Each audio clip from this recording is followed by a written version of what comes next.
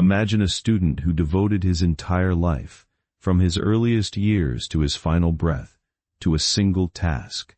the careful gathering, sifting, and preserving of the precious sayings and deeds of the prophet of his faith, so that the truth of these records might be preserved for all the generations to come. Imagine a man so devoted to this single task that he is said to have gathered some 300,000 individual records in his travels, examining each one with painstaking care, and yet so disciplined and so rigorous in his standards that he selected, from this vast multitude, only a small fraction, the few thousand he judged to be beyond doubt. Imagine a scholar who traveled from a young age across the breadth of the known world of his faith, from the mountains of his native land to the deserts of Arabia, to the valley of the Nile, to the hills of Syria, seeking out the men who carried these precious records in their memories, listening to them, questioning them, weighing their reliability with the most exacting care. Imagine a mind capable of holding in memory and in careful comparison every variant version of every record he encountered, so that no discrepancy escaped his notice, no inconsistency went unexamined, no chain of transmission went unverified. Imagine a man who gave his life, in the end, to this single pursuit so completely that an account of his final hours describes him searching, even then, for a single record he could not quite recall. So absorbed was he in the pursuit of precision that it occupied him to his very last moments. Imagine, finally, that the book this man produced through this lifetime of devotion came to be regarded as one of the two most trustworthy collections in the whole of his faith's tradition, studied and treasured for more than 1,000 years. This is the story of such a man.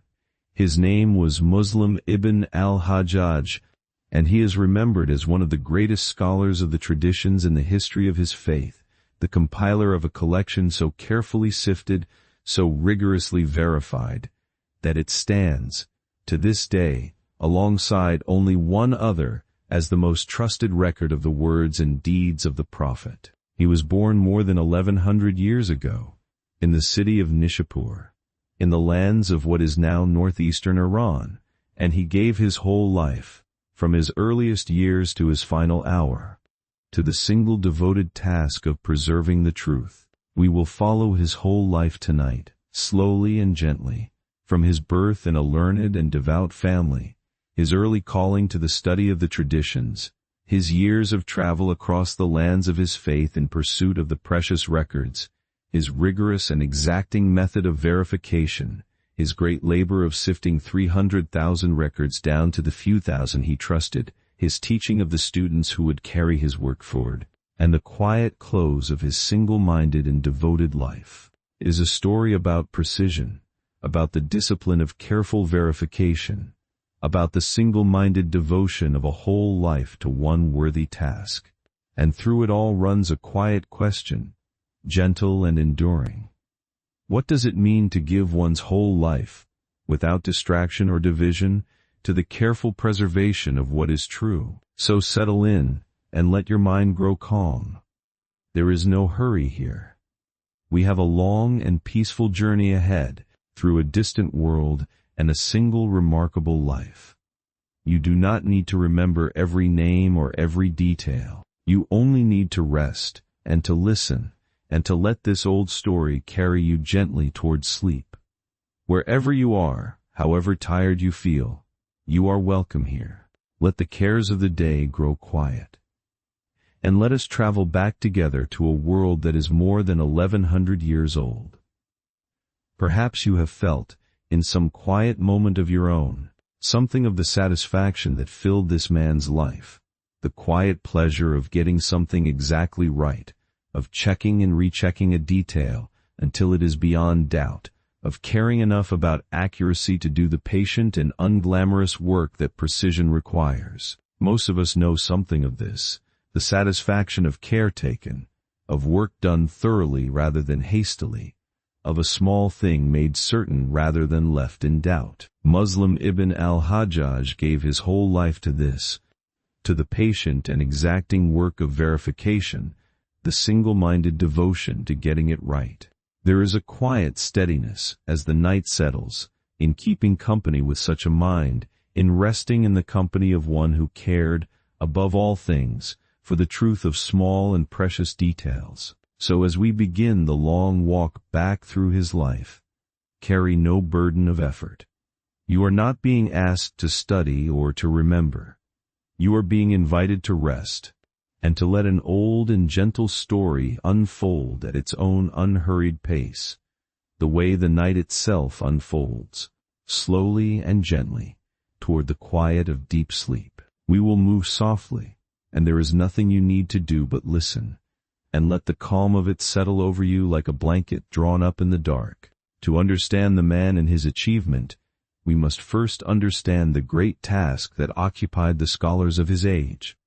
the gathering, the sifting, and the preserving of the records of the words and deeds of the prophet, a vast undertaking that had begun in the generations before him, and that would reach, in his own life and in the life of one other great scholar of his time, its most rigorous and most trusted expression. By the time Muslim Ibn al-Hajjaj was born, more than a century had passed since the death of the Prophet, and in that time the precious records of his words and deeds, the traditions that guided the conduct of the believers, had been passed down through countless chains of transmission, from person to person, across the generations, and across the vast lands of the faith. This was a precious inheritance, but it was also a vulnerable one, for as the records passed from person to person, across distance and across time, errors could creep in, memories could falter, and even, in some cases, false records could be invented and attributed to the prophet by those with motives of their own. This vulnerability gave rise to a great and urgent task, one that occupied the most devoted scholars of the age. The task of gathering these records from wherever they could be found, of tracing their chains of transmission back toward their source, of weighing the reliability of every person in every chain, and of sifting, from the vast multitude of records in circulation, those that could be trusted from those that could not. This was painstaking and exacting work, requiring not only a vast memory, but a rigorous and disciplined method, a refusal to accept any record on faith alone, an insistence on verification at every step. Let us dwell a while longer on the great task that occupied Muslims' whole life, the preservation of the precious records of the Prophet, for understanding more deeply why this task mattered, and why it required such rigor, helps us to appreciate the magnitude of what he accomplished. The records of the Prophet's words and deeds were, as we have noted, a precious inheritance, but they were also, in a very real sense, a vulnerable one. For unlike the sacred text itself, which had been gathered and fixed in written form within a generation of its revelation, the traditions of the Prophet, the records of what he had said and done in countless particular situations, had been preserved chiefly in memory, passed from person to person across the generations, before they came to be systematically gathered and written down. This reliance on memory and oral transmission across generations and across vast distances created real opportunities for error to creep in. A person might misremember a detail, might confuse one occasion with another, might unintentionally alter the wording of a saying in the course of repeating it many times across many years. These were honest errors, the kind that any process of oral transmission across generations might produce, however careful the individuals involved. But there was a graver danger as well, for in the generations after the Prophet, as different groups and factions arose with their own interests and their own disputes, some among them were willing to invent sayings outright and attribute them falsely to the Prophet, lending the appearance of his authority to positions he had never actually held. This double danger, the danger of honest error through the natural process of transmission and the graver danger of deliberate invention for the sake of advantage, meant that the body of traditions in circulation by Muslims' time, the vast multitude of sayings attributed to the Prophet that could be heard from this teacher or that, contained within it both genuine and fabricated, mixed together without any obvious mark to distinguish one from the other. To the casual hearer, A fabricated tradition might sound no different from a genuine one.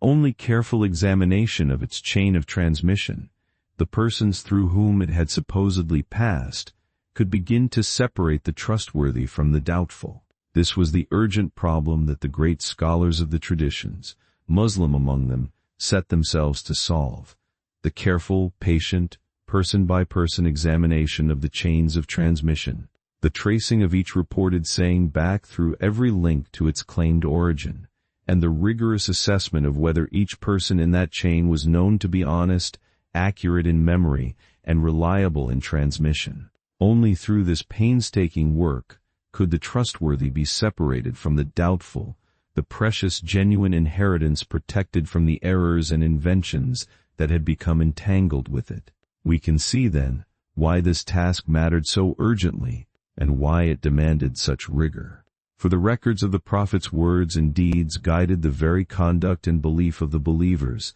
shaping how they understood their faith and how they lived it out in the particulars of daily life. If false or mistaken records were allowed to stand unchallenged alongside genuine ones,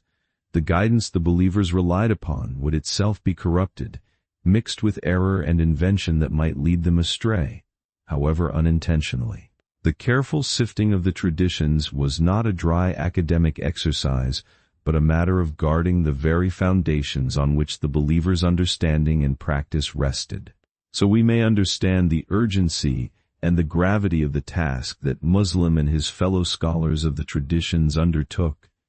the protection of a precious but vulnerable inheritance against the twin dangers of honest error and deliberate invention. It was this urgent and grave task that called forth the rigorous methods of verification that Muslim would bring to such a high degree of refinement, the careful examination of every chain, the unwavering insistence on reliability at every link, the willingness to set aside whatever could not withstand the most exacting scrutiny. The magnitude of the task explains the magnitude of the rigor that Muslim, among the greatest of those who undertook it, brought to bear upon it. It was into this great task,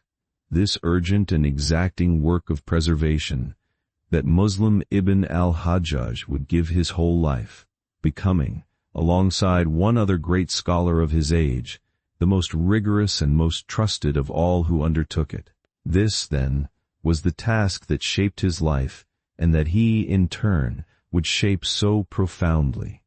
The gathering and sifting and preserving of the precious records of the Prophet, the protection of a vulnerable inheritance against the dangers of error and invention, the patient work of making certain what might otherwise have remained in doubt. So let us leave the wider task behind now, and turn toward the city of Nishapur, and the learned family into which a child was born, who would devote his whole life to this single, exacting, and precious work. The child who would become Muslim ibn al-Hajjaj was born in the city of Nishapur, in the lands of Khurasan, in what is now northeastern Iran, sometime in the early 9th century, the precise year uncertain in the accounts but generally placed in the years around 817 to 821. He was born into a family of Arab descent, of the tribe of Kushair, who had settled in this distant eastern province generations before, far from the original homelands of their tribe, and who had become, by the time of his birth, a respected and learned family of the city. His was a household marked by devotion and learning, for his father, by the accounts, was a regular attendant of the gatherings of knowledge, an upright and righteous man who valued the pursuit of learning and instilled this value in his son. The young Muslim grew up, then, in a home where the pursuit of knowledge was honored, where the gatherings of scholars were a familiar part of life, where the love of learning was modeled before him from his earliest years by a father who himself sought it out. This early environment, this household of devotion and learning, planted in the young Muslim the seeds of the devotion to knowledge that would mark his whole life. Let us dwell a while longer on the city of Nishapur, where Muslim was born and to which he returned in his later years, for it was no minor or provincial city, but a great center of learning in its own right, and understanding its character helps us to see why it nurtured so devoted a scholar. Nishapur lay in the province of Khurasan, in the eastern reaches of the vast empire of the faith, a region that had, by Muslims' time, become one of the great intellectual centers of the eastern lands, rivaling in its devotion to learning the more ancient and more famous cities of Arabia and Iraq. This eastern province had received the faith generations before Muslims' birth, and in the time since, it had produced its own flourishing tradition of scholarship, its own renowned teachers of the traditions, its own circles of devoted students, so that a young person born in this distant eastern city had access to a wealth of learning that need not yield to anything found in the more central lands of the faith. The scholars of Nishapur were known, in particular, for their devotion to the careful study of the traditions, the records of the Prophet's words and deeds, cultivating in their city a tradition of rigorous and exacting scholarship that would shape the young Muslim from his earliest years.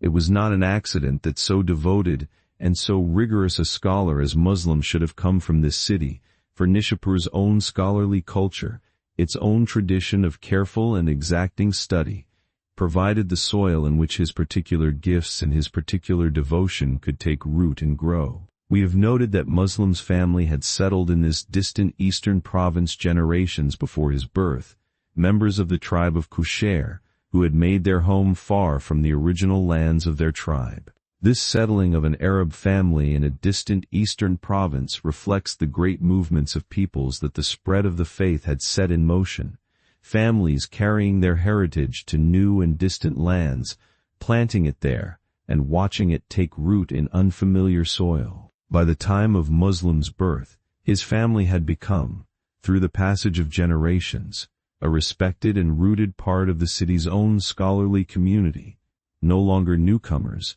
but established members of a learned household. His father, as we have noted, was by the accounts a regular attendant of the gatherings of knowledge, an upright and righteous man who valued learning and sought it out in his own life. Let us dwell a moment longer on this figure, the father whose own devotion to learning provided the first and most immediate model for his son. A father who himself regularly attends the circles of the learned, who himself values and pursues knowledge, teaches his children something beyond any particular fact or record.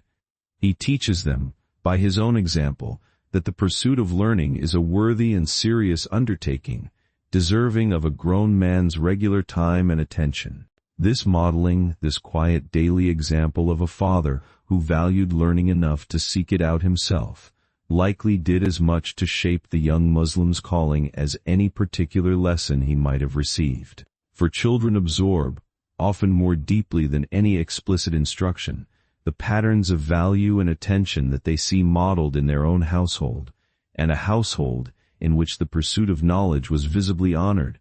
where a father regularly attended the gatherings of the learned, would naturally incline a thoughtful and attentive child toward valuing that same pursuit himself. The young Muslim's early calling toward the study of the traditions likely owed much to this quiet, daily, and deeply formative example. So we may see the young Muslim's beginnings as doubly fortunate in the city that nurtured him and in the household that raised him.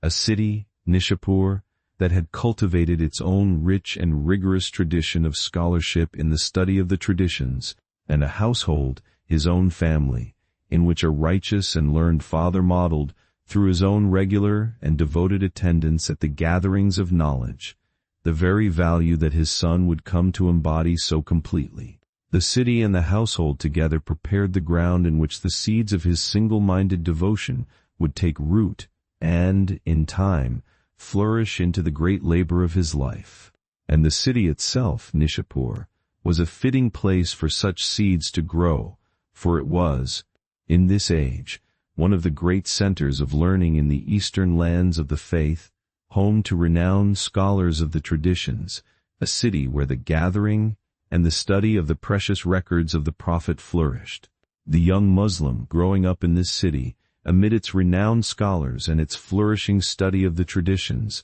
had access from his earliest years to a wealth of learning that few other places could offer. The household that honored learning and the city that flourished in it together shaped the young Muslim, preparing him for the single devoted task that would become his life. From a remarkably young age, the young Muslim showed a calling toward the study of the traditions, the precious records of the Prophet's words and deeds, devoting himself to this pursuit with a seriousness beyond his years. By the accounts, he began his study of the traditions while still quite young, attending the circles of the scholars of his city, beginning to learn the records and their chains of transmission, showing from his earliest years the single-minded devotion that would mark his whole life. The household and the city had prepared the ground, and the young Muslim, with a calling beyond his years, began to cultivate it. He studied, in his early years, under the learned scholars of his own city, attending their circles, learning from them the records of the Prophet's words and deeds that they had themselves received and verified. Nishapur, with its flourishing study of the traditions, offered him teachers of great learning, and he applied himself to learning from them with a devotion and a seriousness that marked him as an unusually promising student. These early years of study under the scholars of his own city laid the foundation of his learning, before the wider world called him to travel in search of yet more. But even as a young student in his own city, Muslim showed signs of the rigorous and exacting temperament that would mark his whole approach to the traditions, a refusal to accept a record carelessly, an insistence on questioning and verifying what he was taught. This was, even in his youth, no mere passive reception of what his teachers offered, but an active and careful engagement, a questioning mind that wished to verify, rather than simply accept. The young student who would become the great verifier of the traditions was already showing, in his earliest years of study, the rigorous and exacting temperament for which he would later be renowned. So the young Muslim Ibn al-Hajjaj, born into a learned and devout household in a city that flourished in the study of the precious records of the Prophet, began, from a remarkably young age, the single-minded pursuit that would define his whole life. The careful, rigorous, and exacting study of the traditions, the precious inheritance he would devote his entire life to gathering, verifying, and preserving for the generations to come. As the young Muslim grew in his learning, he came to recognize, as so many devoted students of the traditions did in his age, that the precious records he sought could not all be found in a single city, however great its scholars, but were scattered across the wide lands of his faith, held in the memories of teachers in distant places. And so he set out, while still a young man, on the travels that would carry him across the breadth of the known world of his faith, in pursuit of the precious records wherever they could be found. His travels carried him first to the great cities of Iraq, the centers of learning where many of the foremost scholars of the traditions taught, where the records of the Prophet's words and deeds were gathered and studied with particular rigor. In these cities, Muslims sought out the greatest teachers of his age, attending their circles, listening to their transmissions, questioning them about the chains by which their records had reached them, beginning the vast work of gathering that would occupy him for years. The cities of Iraq, with their concentration of great scholars, offered him a wealth of learning that drew him deeper into his single-minded pursuit. Let us dwell more deeply on the travels that carried Muslim across the breadth of the known world of his faith, for travel in his age was no light undertaking, and the hardships it required reveal the depth of his devotion to the single task he had set himself. To travel, in Muslim's time, from the eastern province of Khurasan to the cities of Iraq, and from there to the holy lands of Arabia, and onward to Egypt and to Syria, was to undertake journeys of many months, across deserts and mountains, exposed to the dangers of the road, the uncertainty of provisions, the fatigue of long travel by the slow and limited means available in that age. There were no swift conveyances to shorten these distances, no comfortable lodgings guaranteed at every stage, no assurance of safety against the hazards that any traveler in that distant age might encounter. To set out on such journeys, again and again, across years of one's life, was to embrace hardship as a condition of one's chosen work. And Muslim embraced this hardship not once but repeatedly,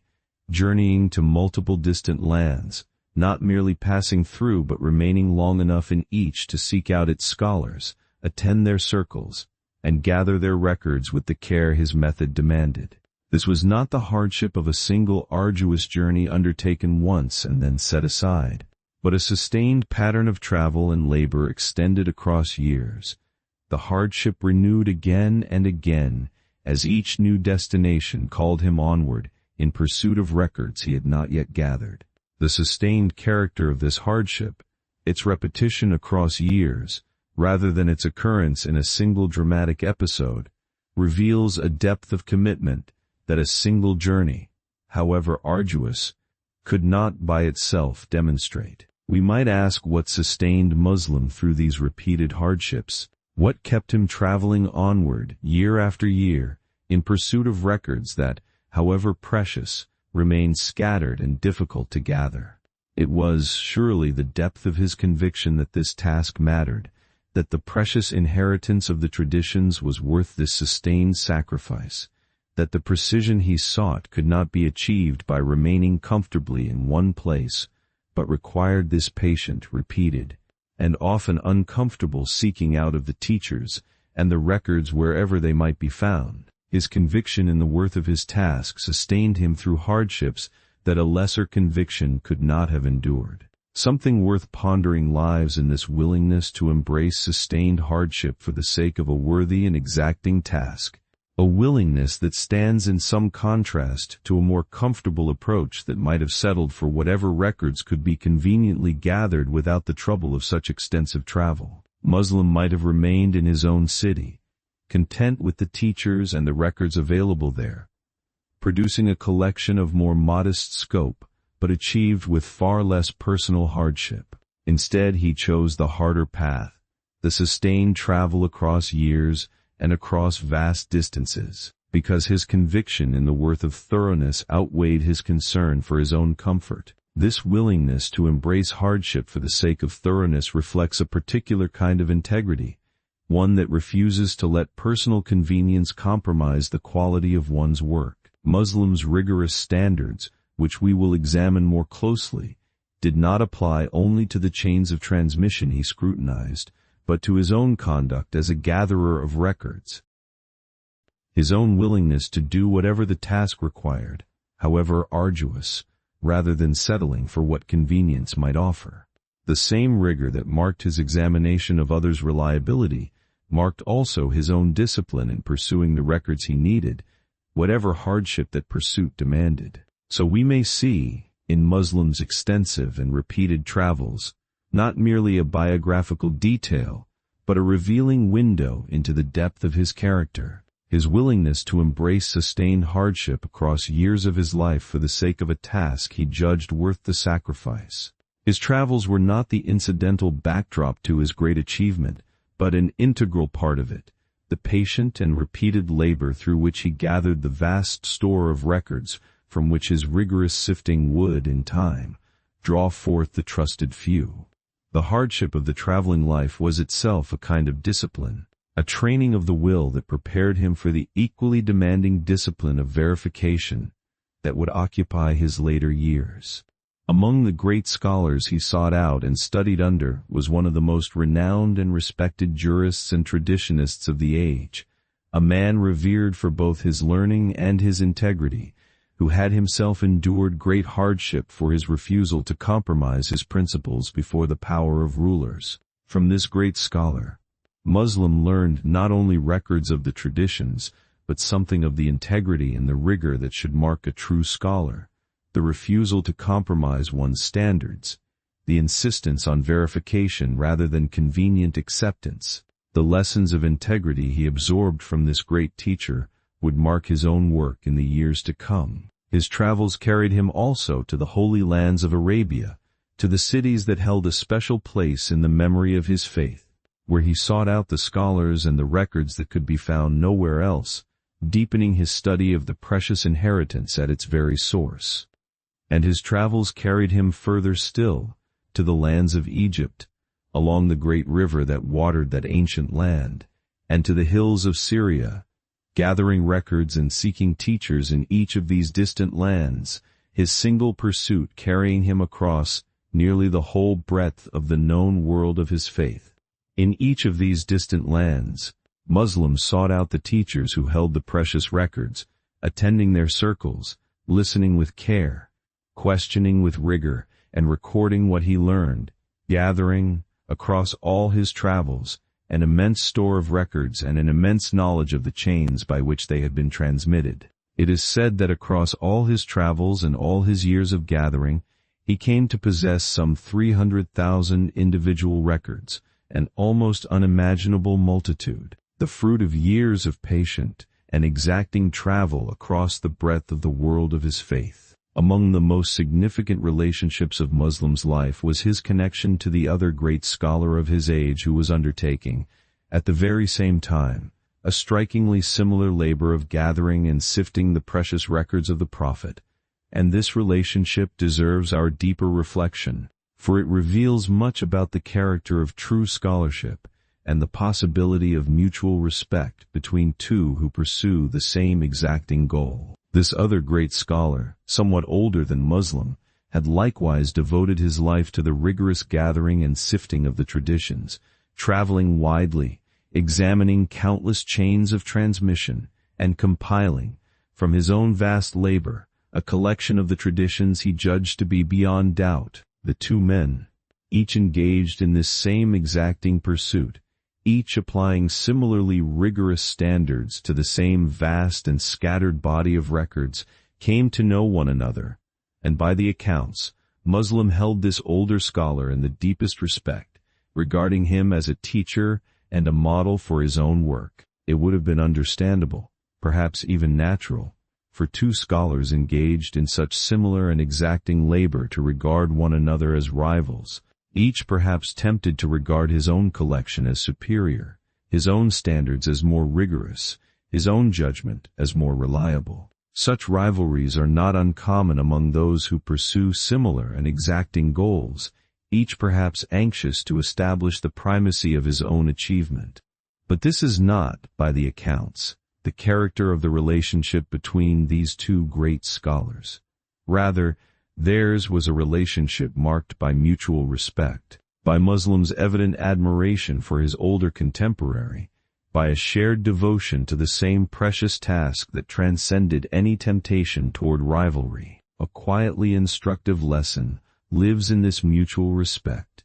this absence of petty rivalry between two scholars pursuing such similar and exacting work. For it suggests that each recognized in the other a kindred devotion, a shared seriousness about the same precious task that made room for admiration rather than competition. Muslim's respect for his great contemporary reflects a generous and clear-sighted recognition that the task they shared, the preservation of the truth of the Prophet's words and deeds, was larger than either of their individual reputations, that the success of one in this shared task was no threat to the worth of the other's labor but rather a complementary contribution to the same precious end. This generous recognition stands as a model worth pondering, for it shows that even in fields where individual achievement and reputation might seem to invite rivalry,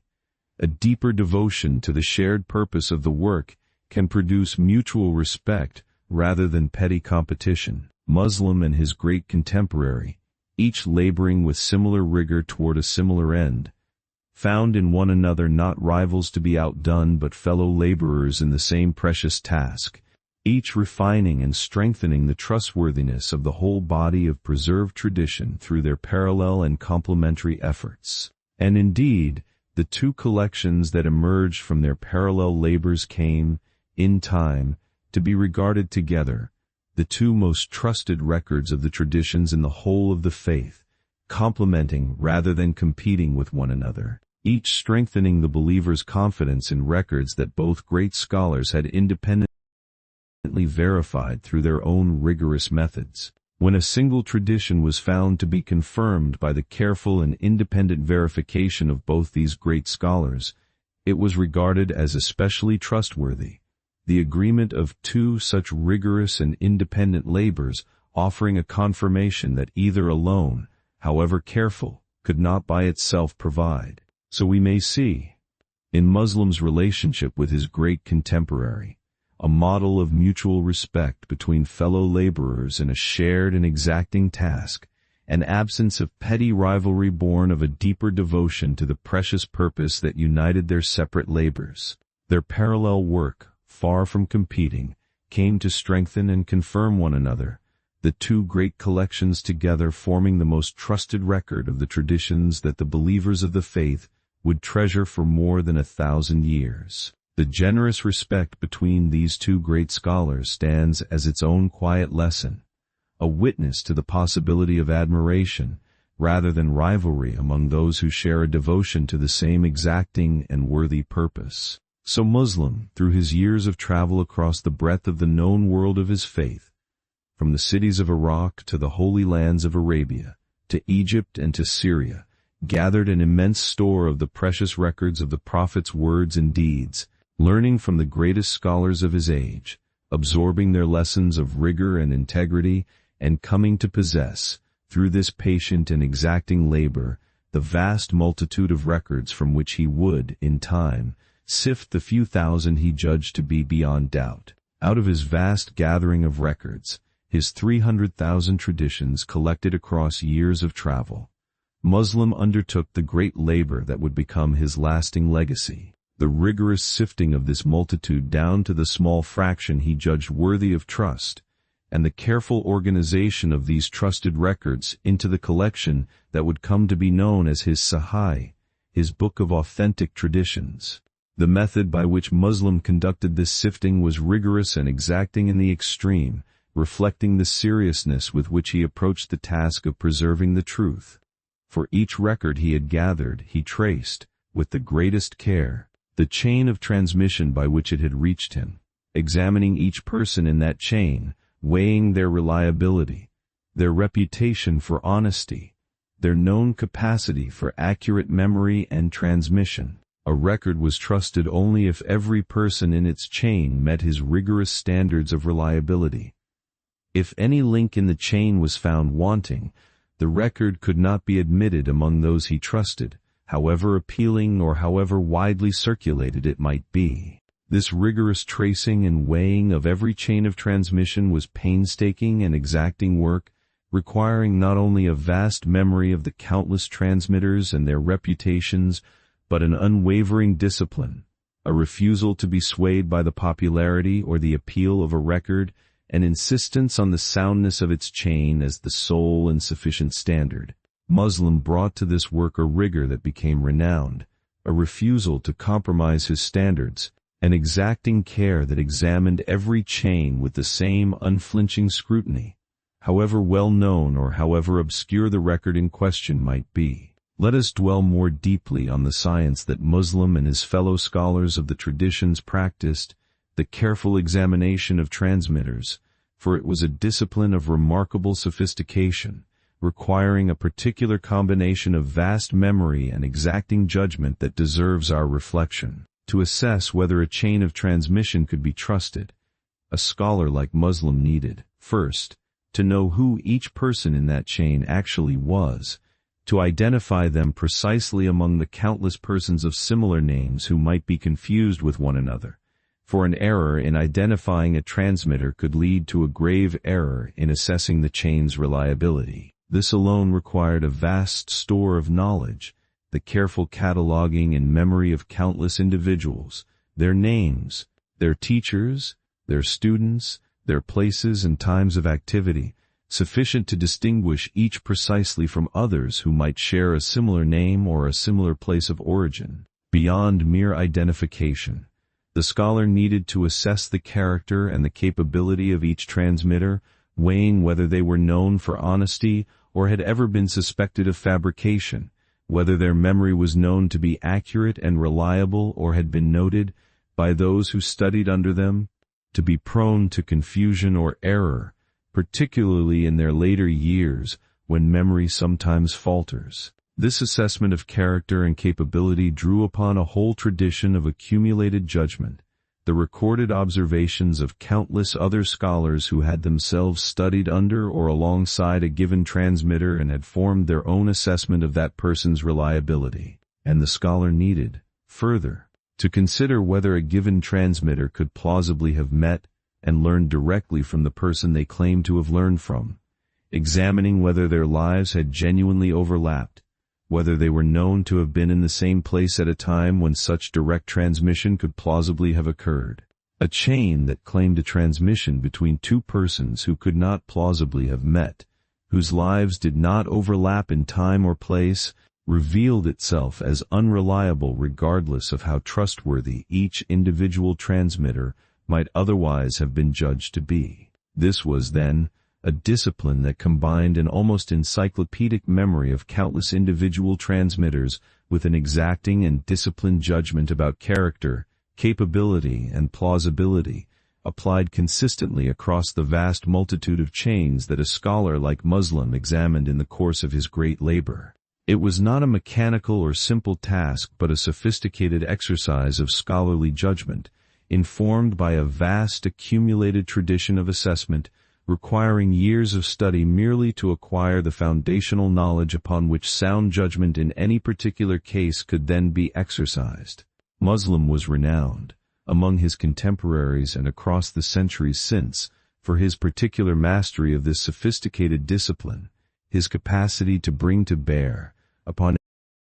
any given chain of transmission, the full weight of this accumulated knowledge and this exacting judgment, weighing each transmitter with a consistency and a rigor that few could match. His vast travels had given him the opportunity to meet and assess directly many of the transmitters whose chains he would later examine, deepening his own first-hand knowledge of their character and capability beyond what could be gathered from the reports of others alone. So we may appreciate the sophistication of the discipline that Muslim brought to such a high level of refinement, a discipline that required not merely diligence, but a particular combination of vast memory and exacting judgment, applied consistently across the vast multitude of chains that his great labor required him to examine. This was no simple or mechanical sifting but a sophisticated exercise of scholarly judgment, informed by years of accumulated knowledge and first-hand assessment, that allowed Muslim to separate,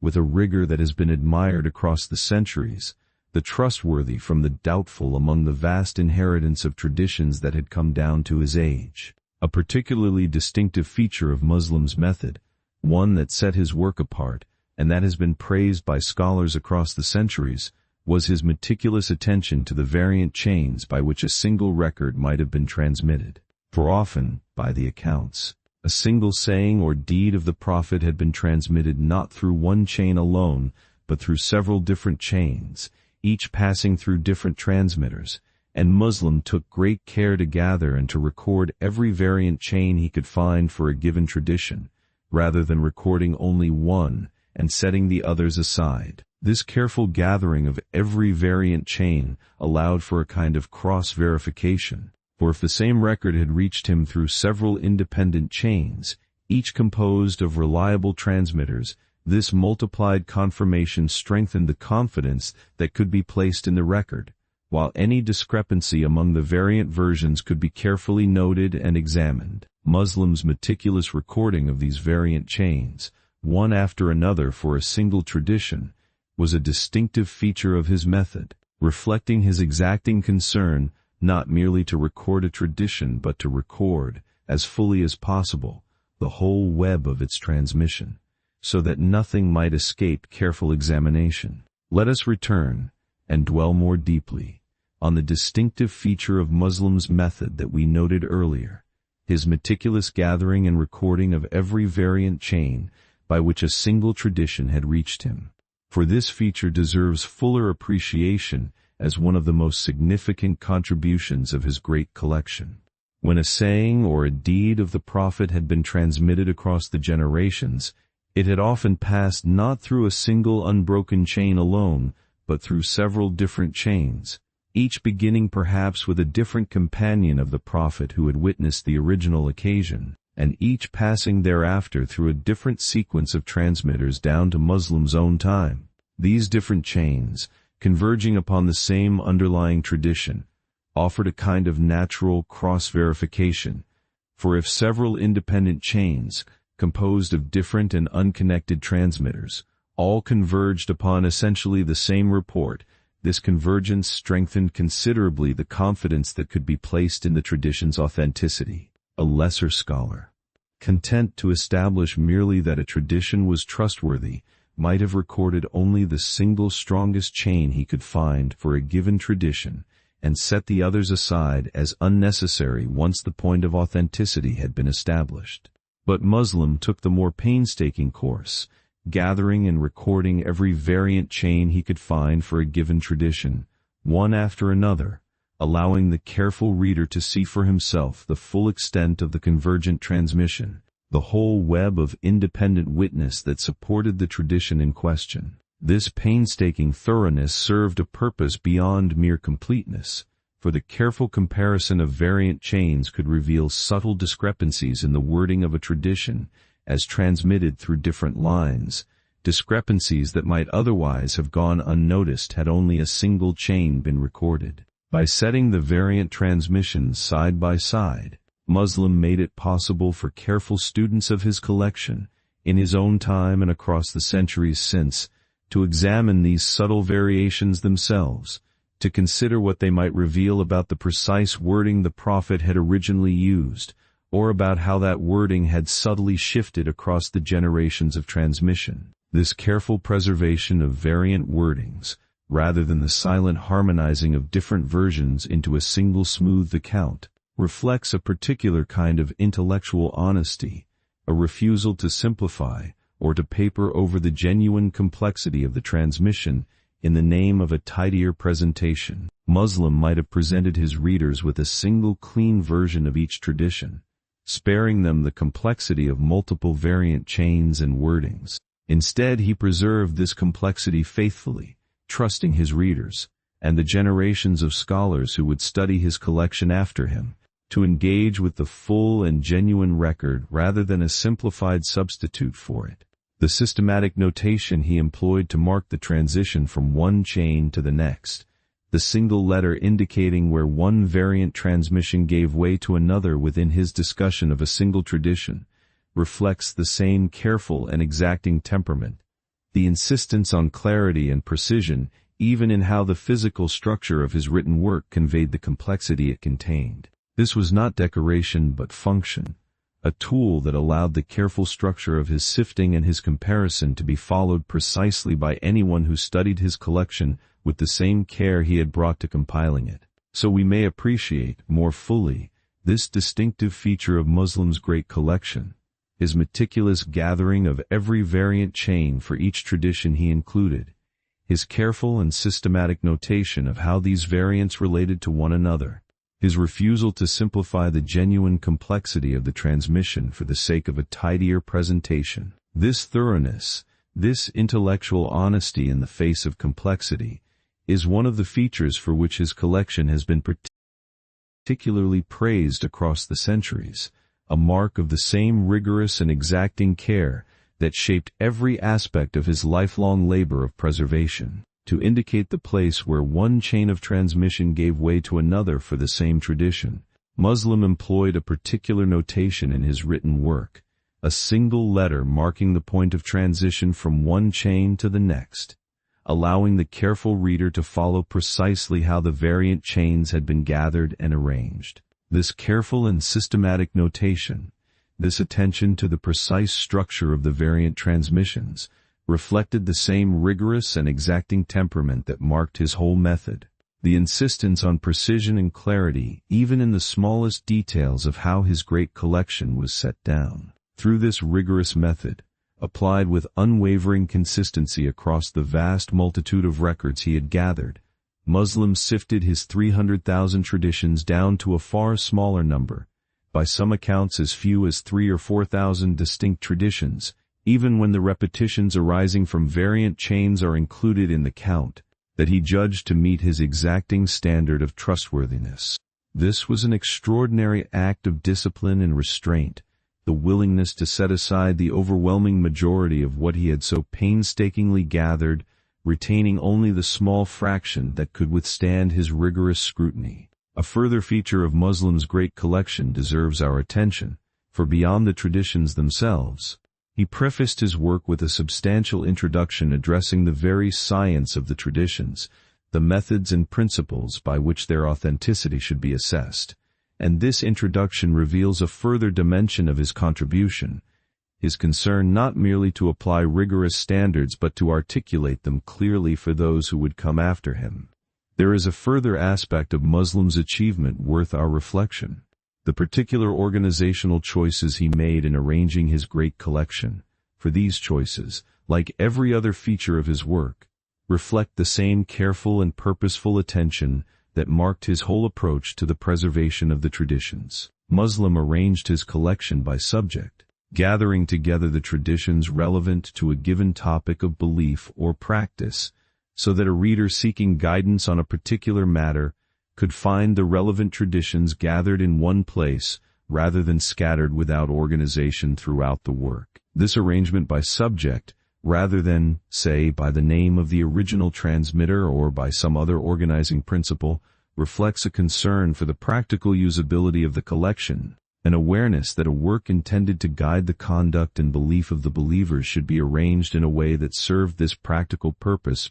rather than merely satisfying some abstract scholarly preference. Within each subject, Muslim took particular care, as we have seen, to group together the variant chains for a single tradition before moving on to the next, so that the reader encountering a given topic would also encounter, in immediate proximity, the full range of independent transmission that supported whatever guidance that topic offered. This careful grouping meant that the strength or the weakness of the support for a given piece of guidance was made immediately visible to the careful reader,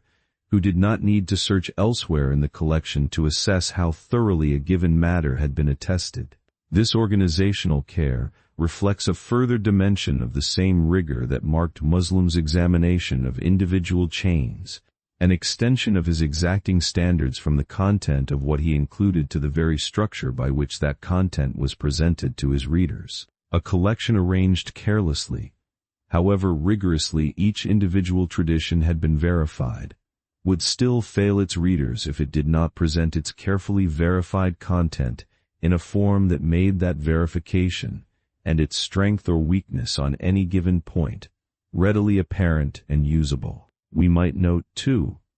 that Muslim's organizational choices differed in certain respects from those of his great contemporary, each scholar bringing his own judgment to bear on questions of arrangement and presentation, even as both pursued the same fundamental standard of rigorous verification in selecting what to include. These differences in organization, rather than weakening the authority of either collection, have allowed scholars across the centuries to approach the same underlying body of carefully verified tradition from two complementary angles, each arrangement offering its own particular strengths to the careful student who consults both works together. This complementarity, this value added by two careful but differently organized collections, rather than diminished by their difference, reflects a broader truth about rigorous scholarship pursued independently toward a shared goal. That two careful workers, each applying their own best judgment to questions where reasonable scholars might differ, often produce results that, taken together, serve their shared purpose more fully than either could have achieved alone. Muslim's particular organizational choices, whatever their merits relative to his contemporaries' different choices, added their own distinct value to the shared inheritance of carefully verified tradition that both great scholars left to the generations that followed them. So we should appreciate, as a further dimension of his achievement, the careful and purposeful attention Muslim brought to the very organization of his collection, his arrangement by subject for practical usability, his careful grouping of variant chains for immediate comparison, choices that reflect the same rigorous and exacting care that marked every other aspect of his lifelong labor. The structure of his collection, no less than its content, bears the mark of a mind that attended, with equal seriousness, to every dimension of the task he had set himself, not merely to gather and verify the truth, but to present it in a form that would serve those who relied upon it as fully and as usefully as his careful labor could provide. In this introduction, Muslim addressed questions that lay at the very foundation of his discipline. How should the reliability of a transmitter be assessed? What kinds of defects in a chain of transmission should disqualify a tradition from being trusted? How should the scholar weigh conflicting reports about a single transmitter's reliability?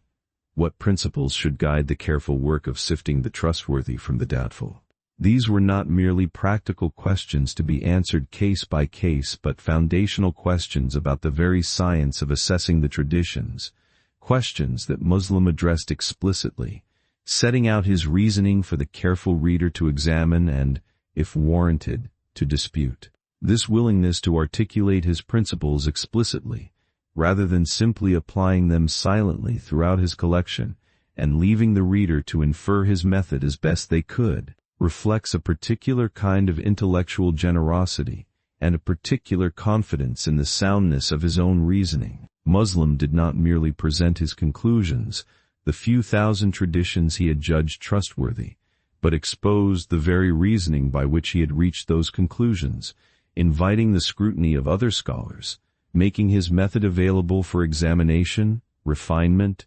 and, where warranted, correction by those who would study after him. This explicit articulation of method served also a further and lasting purpose, for it meant that Muslim's introduction became, in its own right, a foundational text in the wider science of the principles by which the traditions should be examined, studied and built upon by generations of later scholars who developed this science further, refining its categories, extending its principles, sophisticated questions of assessment. Muslim's introduction thus contributed not only to his own collection, but to the whole subsequent development of the discipline of examining the traditions, a discipline that continued to grow and develop for centuries after his death, building upon the foundational articulation he had provided. A fitting quality marks the fact that a man so devoted to precision in the particulars, so exacting in his examination of each individual chain, should also have devoted such care to articulating the general principles that guided this particular work.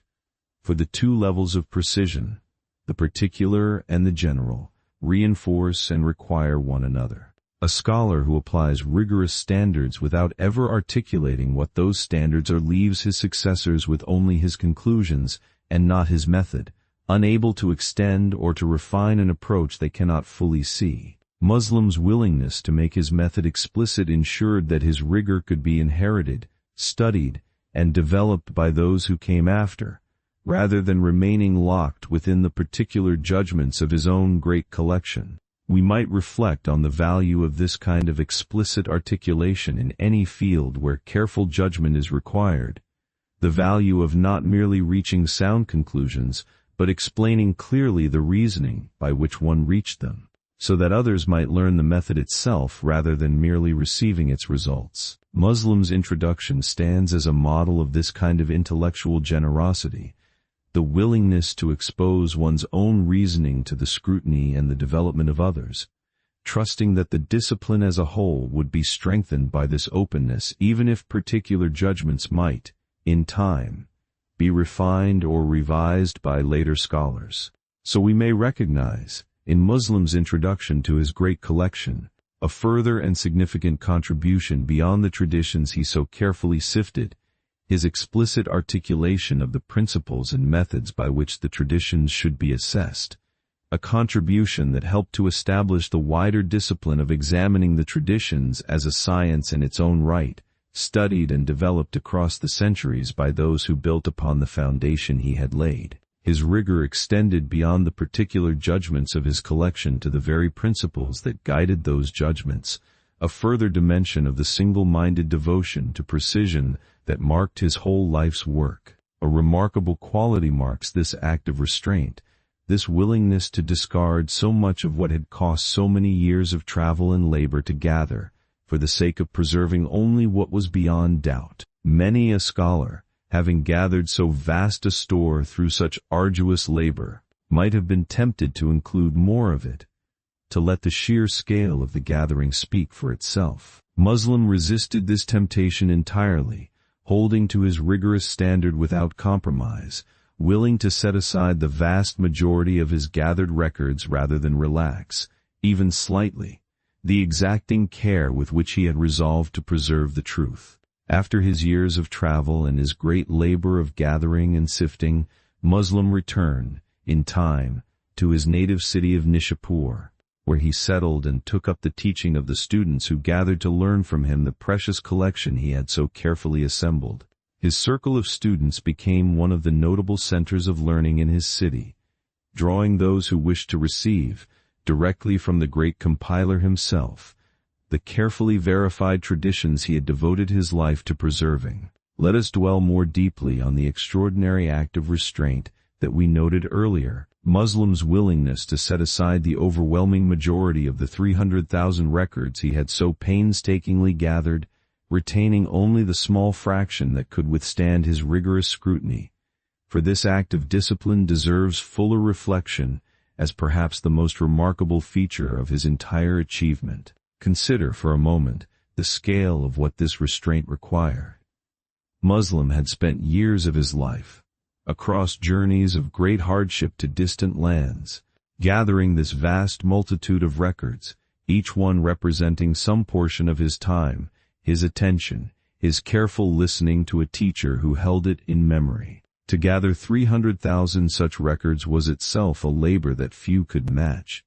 the fruit of sustained and devoted effort across the whole of his traveling years. And having gathered this vast store, at such cost in time and hardship, Muslim then set the overwhelming majority of it aside, judging it not to meet his exacting standard, retaining only a small fraction, by some accounts as few as 3,000 or 4,000 distinct traditions. This was not merely a matter of selecting the best from an undifferentiated mass, but a process of rigorous and consistent rejection, tradition after tradition examined and found, for one reason or another, not to meet the standard he had set himself. Perhaps a chain contained a transmitter whose reliability could not be fully established. Perhaps two transmitters in a chain, though each individually trustworthy, could not be shown to have plausibly met. Perhaps a tradition, however appealing or however widely repeated among the believers, simply could not be traced back through a chain that met his rigorous requirements. Each rejection required as much careful examination as each acceptance. The same exacting labor applied again and again across the vast multitude he had gathered. There is a discipline in this restraint that deserves particular admiration, for it would have been far easier, in a purely practical sense, to relax one's standards somewhat, to include traditions of merely probable, rather than thoroughly verified reliability, thereby producing a larger and perhaps more comprehensive collection with less painstaking labor of rejection. Many compilers of the traditions, in Muslim's own age, and in the generations before and after him, did indeed include a wider range of material, judging traditions by standards somewhat less exacting than the ones Muslim set for himself. Muslim's collection is comparatively narrow precisely because his standard was so exceptionally high. This narrowness was not a limitation, but the very source of his collection's enduring authority. For it is precisely because Muslim was willing to set aside so much, that what remained could be trusted so completely. Had he relaxed his standard even slightly, had he included traditions of merely probable, rather than thoroughly verified reliability, his collection would have been larger but correspondingly less trustworthy, and the believers who relied upon it across the centuries would have had correspondingly less confidence in any particular tradition it contained. His restraint, his willingness to discard so much, was the very foundation of the trust his collection would come to command. We might reflect on this paradox, that the smallness of what Muslim retained was the source of its greatness, that his collection's authority rests not on its comprehensiveness but on its rigor, not on how much it includes but on how thoroughly everything it does include has been verified. This is a paradox worth pondering in any pursuit that values precision over mere scale, for it suggests that the discipline of rejection, the willingness to set aside what does not meet one's standard however much labor went into gathering it, can be as important to genuine achievement as the labor of gathering itself. So we may appreciate, more fully, the extraordinary discipline that Muslim's act of restraint represents, his willingness to set aside the overwhelming majority of his vast and painstakingly gathered store of records, retaining only the small fraction that could withstand his rigorous and consistent scrutiny. This restraint, this disciplined rejection applied as carefully and as consistently as his disciplined acceptance, was the very foundation of his collection's enduring authority, the source of the trust that has allowed it to be treasured, as one of the two most authoritative records of the traditions, for more than 1,000 years. Let us try, for a moment, to picture the lived texture of Muslim's daily labor, the actual unfolding of a single session of his careful examination. For the grand summary of his achievement, his 300,000 records sifted to a few thousand trusted ones, can obscure the patient, granular, day-by-day character of the work that produced it, and picturing this texture helps us to appreciate more fully what such an achievement actually required. We might imagine Muslim, in some quiet room of study, perhaps in his own home in Nishapur, after his years of travel, working through his great store of gathered records one by one, or perhaps gathering with a fellow scholar or a circle of students to discuss and examine a particular tradition together. Before him, in whatever form his own notes and records took, would lie the tradition under examination, together with whatever he had recorded about each person named in its chain of transmission, the place and time of their activity,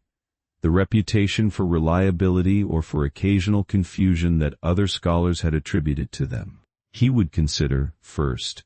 whether he could verify that each adjacent pair of transmitters in the chain could plausibly have met and learned directly from one another, weighing what he knew of their respective lifetimes and their respective places of activity,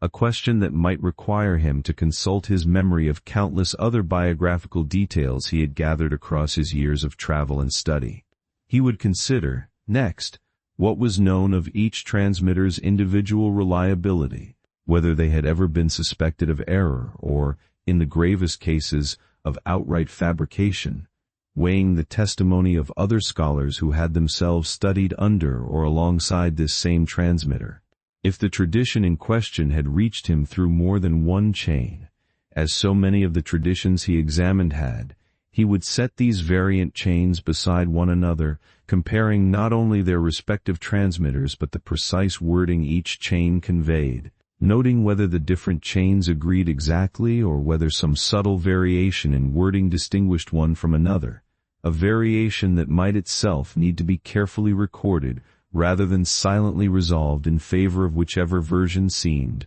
on its face, more polished or more familiar. This single process, applied to a single tradition, might occupy a considerable span of careful attention, drawing upon years of accumulated knowledge about countless transmitters, requiring the careful weighing of testimony that might itself be incomplete or even somewhat conflicting, demanding a judgment that could not simply be mechanically applied, but required the kind of seasoned discernment that only long experience in this particular discipline could provide. And this single process, this patient and exacting examination, was then repeated, tradition after tradition, across the whole vast store of 300,000 records that Muslim had gathered. An almost unimaginable expenditure of the same careful attention applied again and again across years of sustained labor. Something worth dwelling on lies in this granular and repetitive texture of his work, for it reminds us that the grand achievement we admire from a distance, the celebrated collection sifted with such evident rigor, was not produced through any single moment of insight or any shortcut of method, but through this patient repetition of the same careful process, applied with undiminished attention across a truly vast number of individual cases. The achievement was not in any single brilliant judgment, but in the sustained consistency of judgment applied, with the same exacting care, to record after record across the whole span of his working years. So we may picture Muslim not merely as the celebrated compiler whose collection has been treasured for more than 1,000 years, but as a working scholar engaged, day after day, in this patient and granular labor, weighing transmitter against transmitter, chain against chain, wording against wording, applying the same careful discernment again and again across an almost unimaginable number of individual cases. It is in this patient and repetitive texture, this sustained consistency of careful attention, that the true magnitude of his achievement becomes visible, the celebrated outcome resting entirely upon the unglamorous and granular labor that produced it, case by case, across the whole span of his devoted working life. Among the students who learned from him in these years were several who would themselves become renowned scholars of the traditions in the generations to come, carrying forward the rigorous standards and the careful methods they had absorbed from their teacher. Through these students, Muslim's influence extended beyond his own lifetime, his rigorous example shaping the work of the scholars who followed, his careful methods passed on to a generation that would carry the work of preservation forward into the future. Let us dwell more deeply on the years of teaching that followed Muslim's return to Nishapur, for it was through this teaching, through the students who gathered to learn from him, that his rigorous methods and his carefully verified collection would be carried forward into the generations that followed, ensuring that his single lifetime of devoted labor would not end with his own death, but would continue to bear fruit for centuries to come. When Muslim returned to his native city after his years of extensive travel, he brought with him not merely a vast collection of records but a method, a rigorous and exacting approach to the examination of the traditions that he had refined across years of patient labor. His teaching, then, was not merely the transmission of particular traditions to his students, but the transmission of an entire approach, a way of examining chains of transmission, of weighing the reliability of transmitters, of distinguishing the trustworthy from the doubtful, that his students would absorb alongside the particular content of the traditions he taught them. This transmission of method alongside content was crucial to the lasting influence of his work.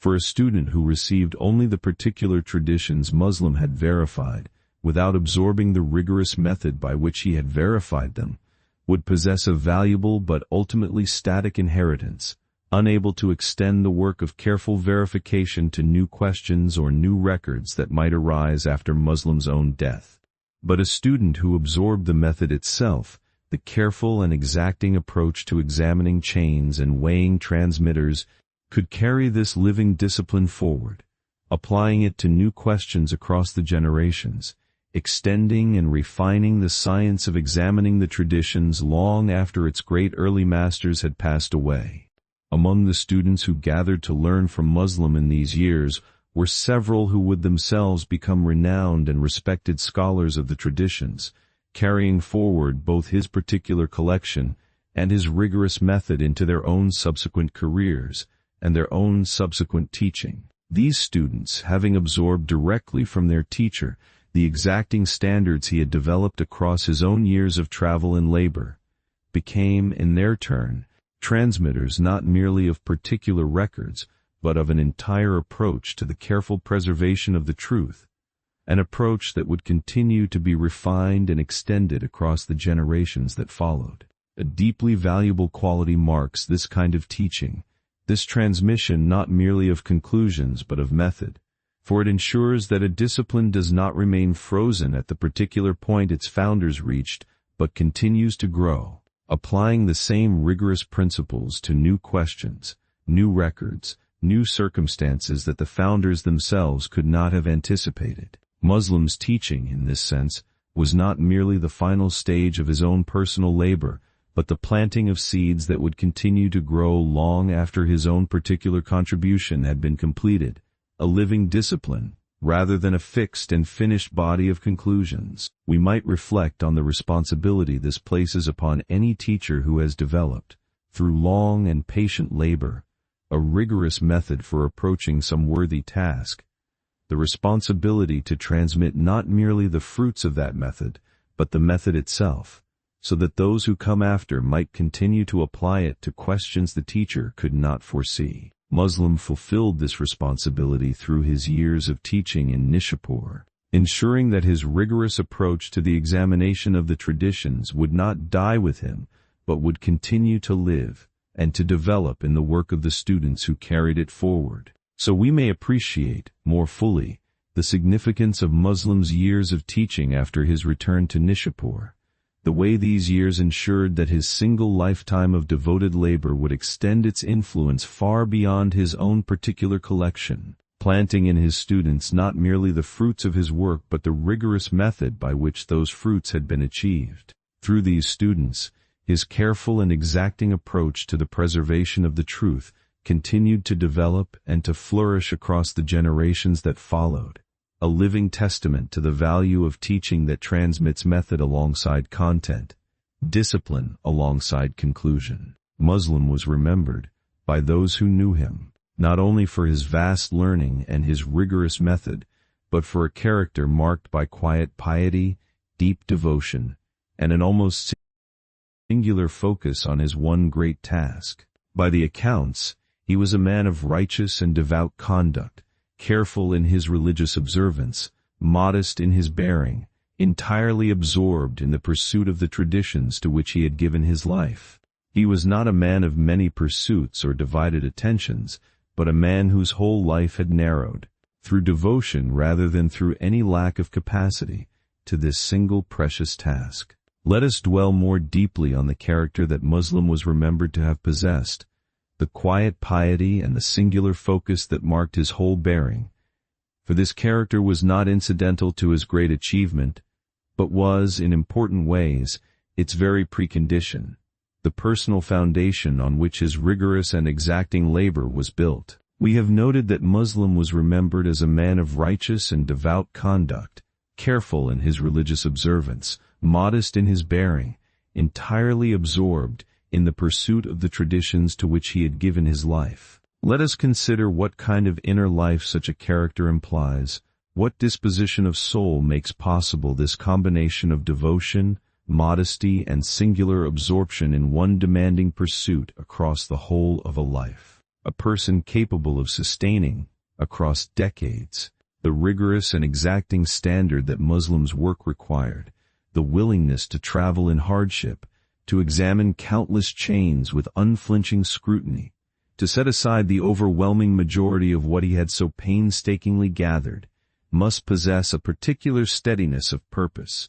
a freedom from the kind of restless distraction that scatters a life across many lesser pursuits rather than gathering tasks. This steadiness of purpose, this freedom from distraction, is itself a kind of spiritual achievement, reflecting a disciplined inner life that found its proper expression in the disciplined outer labor of examining and preserving the traditions. His modesty, too, deserves our reflection, for a man capable of gathering 300,000 records and sifting them with such rigor might easily have been tempted toward a certain pride in his own achievement, a certain assertion of his own authority, as a judge of what could and could not be trusted. Yet Muslim is remembered not for pride or assertion, but for modesty, a quiet bearing that did not draw attention to the magnitude of his own labor or the authority of his own judgment, but simply continued, year after year, with the patient and unglamorous work of verification, content to let the quality of that work speak for itself rather than seeking any particular recognition for it. This combination of rigor and modesty, of exacting standards applied to others' transmissions joined with a quiet humility about one's own person, reflects a particular kind of integrity, one in which the demanding work itself, rather than any recognition it might bring,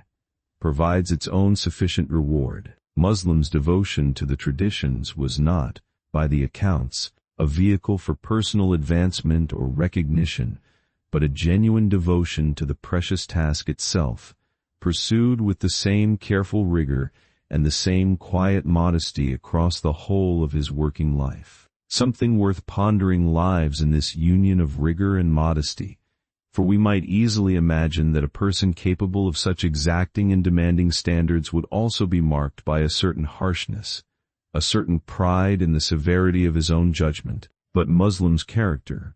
as it has been remembered, suggests rather that genuine rigor and genuine modesty are not opposed but can be, and perhaps ought to be, joined together. The exacting standard applied not as a vehicle for asserting one's own superior judgment, but as a genuine and humble service to the precious task of preserving the truth for the sake of those who would rely upon it. So we may appreciate, more fully, the character that lay behind Muslim's great achievement, the quiet piety, the steadiness of purpose, the modesty that did not seek recognition for the magnitude of his labor, all of which together provided the personal foundation on which his rigorous and exacting work of preservation could be sustained across decades. This character was not separate from his scholarly achievement, but was woven into its very fabric,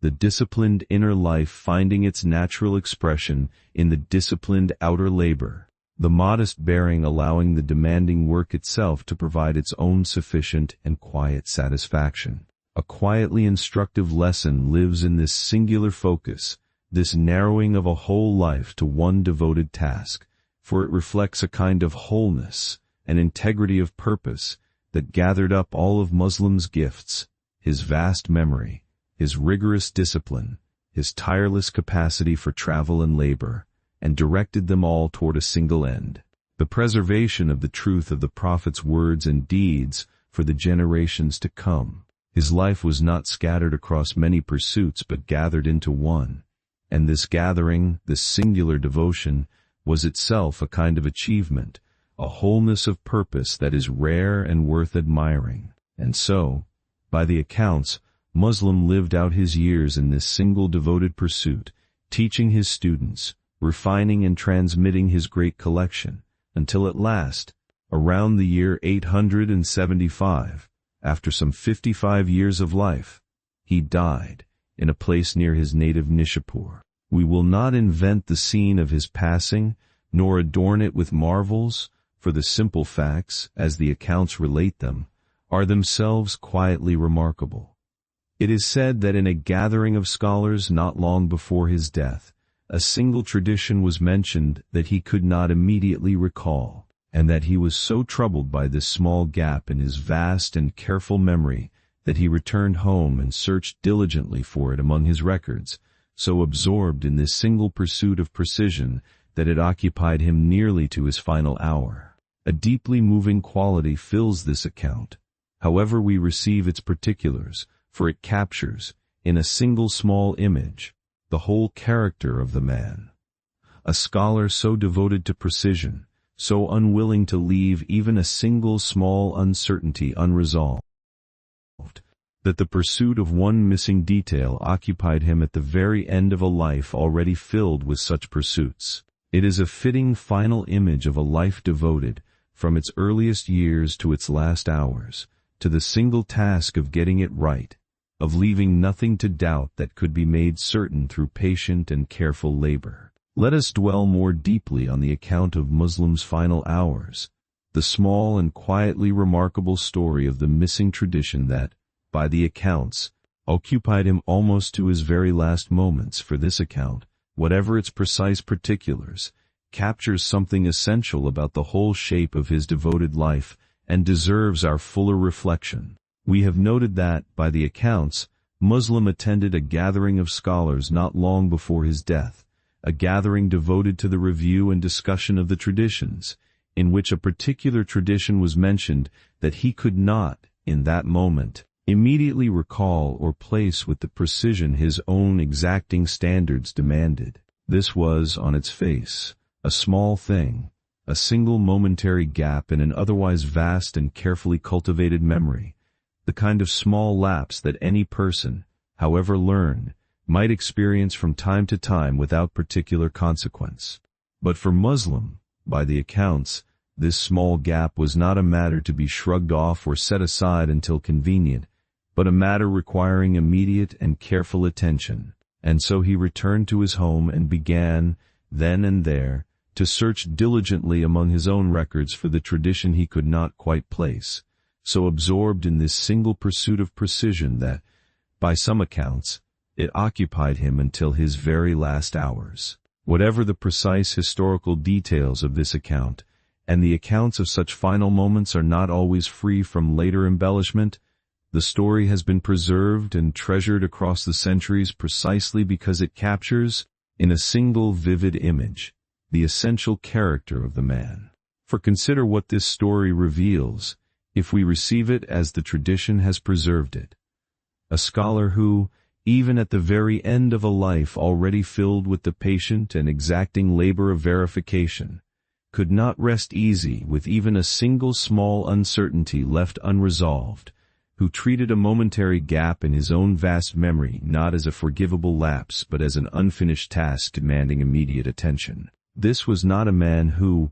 having achieved so much across his lifetime, might be expected to relax his standards in his final days, content with the magnitude of what he had already accomplished, but a man whose exacting standard remained as demanding in his last hours as it had been across all the decades of his working life. A fitting and quiet grace marks this, even if we hold its precise details with appropriate gentleness, in the way this final story echoes and completes the whole pattern of his life. From his earliest years when he showed, even as a young student, an unwillingness to accept a record carelessly, an insistence on questioning and verifying rather than simply receiving what he was taught, to this final account of a man searching, even in his last hours, for a single missing detail. The whole arc of his life displays this same unbroken thread but might still resolve. We might reflect on what this final image asks of us,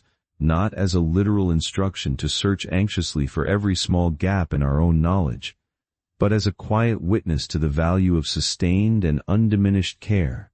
the refusal to let the passage of years or the accumulation of past achievement excuse us from the same careful attention that the task, whatever it may be, has always required. Muslims' example suggests that genuine devotion to a worthy task does not diminish with time or with accomplishment, but remains, to the very end, as exacting and as alive as it was at the beginning. So we may receive this account of Muslims' final hours not merely as a curious or even a slightly excessive detail of biography,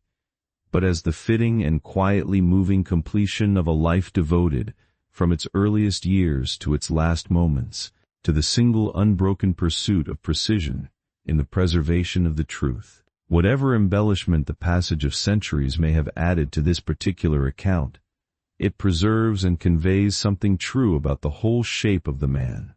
a devotion that did not relax or diminish even as his long and demanding life drew toward its quiet close. He was buried in the suburbs of his native Nishapur, the city that had nurtured his earliest calling, and to which he had returned to teach the students who would carry his work forward. We mention this gently and with respect, as the simple fact of how he has been remembered, for our story is of his life and his labor, rather than of the honors paid after his death. It is enough to know that the devoted scholar who had given his whole life to preserving the truth came at last to his rest, near the city of his birth, his great labor complete. But though his life ended, his influence did not, but spread and grew across the centuries, far beyond what even his own immense labor might have suggested. For the collection he compiled, sifted with such rigorous care from 300,000 records down to the few thousand he trusted, came to be regarded, alongside the work of his great contemporary, as one of the two most authoritative and most trusted collections of the traditions in the whole of his faith's tradition, the standard against which the soundness of a tradition might be measured, studied and treasured by the believers for more than 1,000 years. There is a final dimension of Muslims' achievement worth our reflection before we draw his story toward its close, the way his carefully verified collection came to serve, far beyond its own particular pages, as a foundation upon which the wider edifice of his faith's law and belief would be built by generations of scholars who came after him. We have seen, in other stories we have followed on other nights, how the great jurists of the early centuries worked out the principles by which the law should be derived from its sources, the sacred text and the authentic traditions of the prophet standing as the foundation from which all further reasoning proceeded. But this foundation could bear the weight that was placed upon it only if the traditions themselves, the second great source after the sacred text, could be trusted only if the scholars constructing the edifice of law upon this foundation could be confident that the particular traditions they relied upon had actually been correctly preserved and correctly attributed. It was precisely this confidence that Muslim's rigorous labor, alongside that of his great contemporary, helped to provide. The jurists who came after him, working out the detailed implications of the law across countless particular questions, could draw upon his carefully sifted collection with a confidence that would not have been possible had the traditions remained an undifferentiated mass of genuine and spurious material mixed indiscriminately together. Muslims' labor of verification thus served not merely as an end in itself, the production of a trustworthy record, but as a foundation for the further intellectual work of generations of jurists, theologians, and scholars who built upon the secure ground his rigor had provided. This is perhaps the deepest measure of the value of his achievement, that it did not merely preserve the past, but enabled the continued and confident development of the future, that the security his rigorous methods provided became itself a kind of resource, a foundation upon which an entire subsequent tradition of legal and theological reasoning could proceed, a body of traditions, before scholars like Muslim had done their careful work, could not have supported. The preservation of the past, accomplished through his single lifetime of devoted labor, became the enabling condition for the confident development of all that followed. We might reflect on this relationship between preservation and development, the way that careful and rigorous attention to securing a trustworthy foundation can itself become the enabling condition for ambitious and confident building upon that foundation, work that those who provided the foundation could not themselves have anticipated in its particulars, but that their careful labor made possible. Muslim, devoting his whole life to the patient and exacting work of verification, could not have foreseen every particular development that later generations of jurists and theologians would build upon the foundation he helped to secure, but his rigor made such confident building possible in a way that careless or hasty compilation could never have supported. So we should appreciate, as a final dimension of his lasting achievement, the way Muslim's carefully verified collection served not merely as a treasured record in its own right, but as a secure foundation upon which the wider intellectual edifice of his faith's subsequent development could be built, generation after generation, by scholars who could proceed with a confidence in their sources that his rigorous labor, and that of his great contemporary, his single lifetime of devoted verification, thus reaches forward, through this enabling foundation, into centuries of subsequent intellectual development, that he himself could never have foreseen in its particulars, but that his careful and exacting labor quietly made possible. Let us dwell more deeply on the lasting legacy of Muslim's great collection, the way it came to be regarded, alongside the work of his great contemporary, as one of the two most trusted records of the traditions in the whole of the faith, for the breadth and the endurance of this trust deserves our fuller reflection. In the generations after Muslim's death, as his collection circulated, and was studied by the scholars who followed him, it came to occupy a place of particular authority among the many collections of the traditions that had been compiled by various scholars across the early centuries of the faith. Together with the collection of his great contemporary, Muslim's Sahih came to be regarded as standing apart from the other collections, the two works that, more than any others, had earned the trust of the believers through the particular rigor of their methods, and the particular care of their compilation. This combined collection came to be known, in time, by a name that joined the two works together, a designation reflecting their shared status as the most authoritative and most trusted records available, the standard against which the soundness of any particular tradition, found also in other less rigorously compiled collections, might be measured and assessed. When a tradition was found in both Muslim's collection and that of his great contemporary, having independently survived the rigorous scrutiny of two such exacting scholars,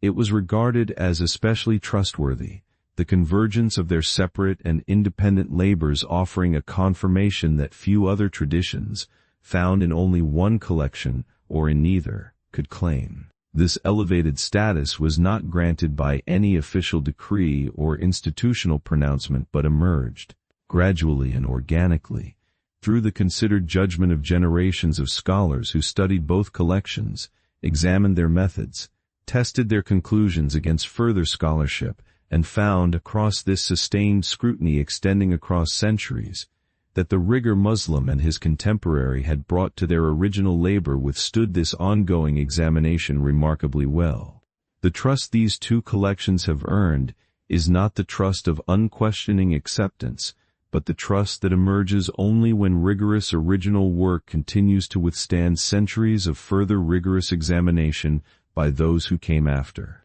This is, perhaps, the truest measure of the value of the rigor Muslim brought to his original labor, that it has continued to withstand the scrutiny of countless scholars across more than 1,000 years, each generation bringing its own careful attention to bear upon his methods and his conclusions,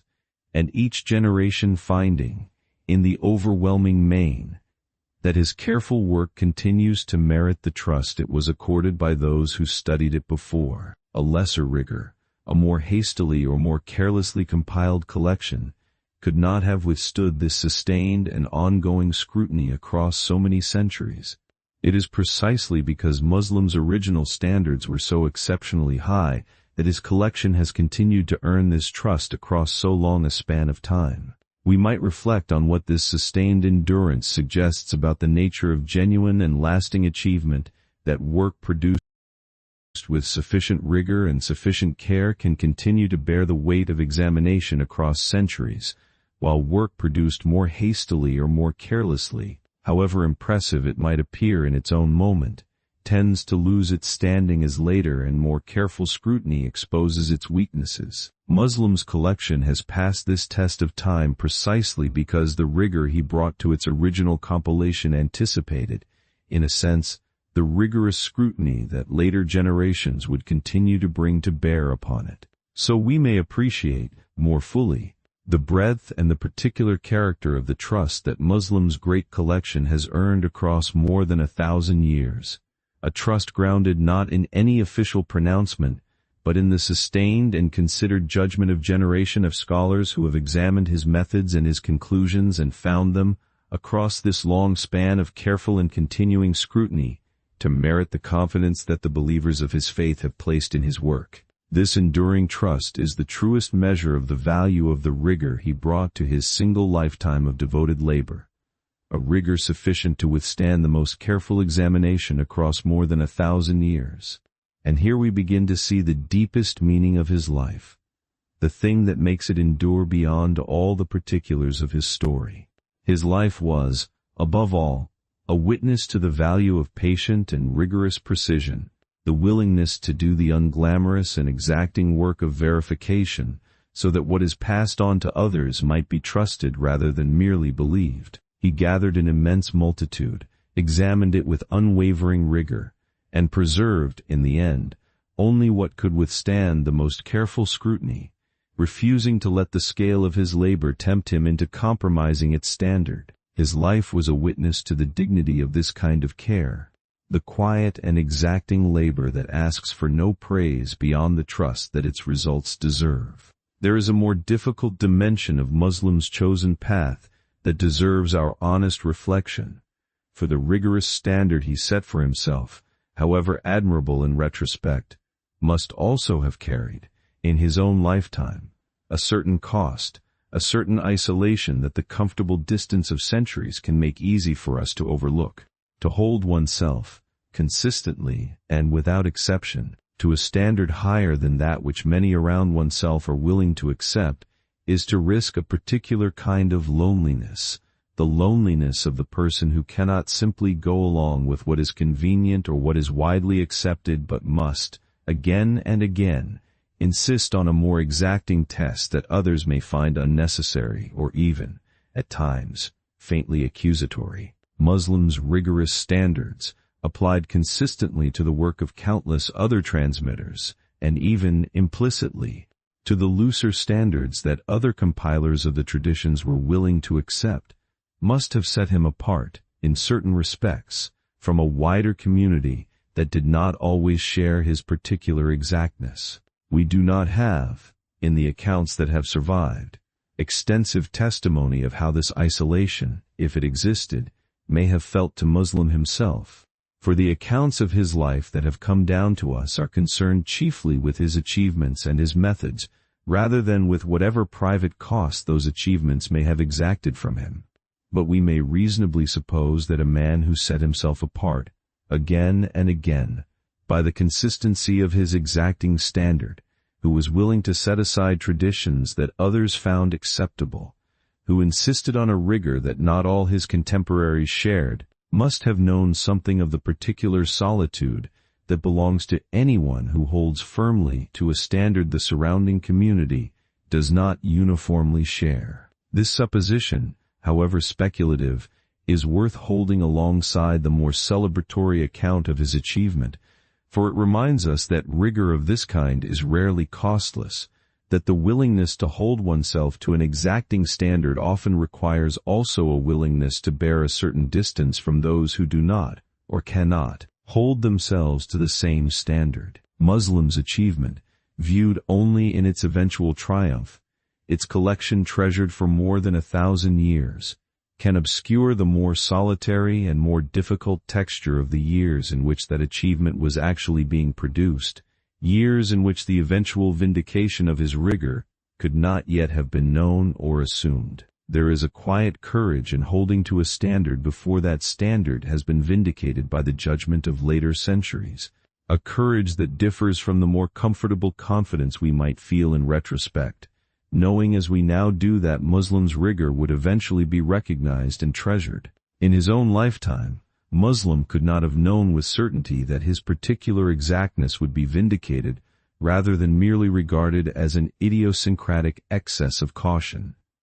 He held to his standard because he judged it right, not because he could be assured in advance that the verdict of history would confirm his judgment. We might draw from this a quiet encouragement for our own pursuits, a reminder that holding to a standard we judge genuinely right, even when that standard sets us somewhat apart from those around us, even when we cannot be certain in advance that our judgment will eventually be vindicated, is itself a worthy and a courageous thing, not contingent upon the eventual confirmation of history, but valuable in its own right, as an act of integrity toward a standard we have genuinely judged to be correct. Muslim's eventual vindication should not lead us to suppose that such vindication is guaranteed to all who hold firmly to a rigorous standard. Rather, his example suggests that the holding itself, the integrity of the commitment, has its own worth independent of whether later judgment happens to confirm it. So we should hold,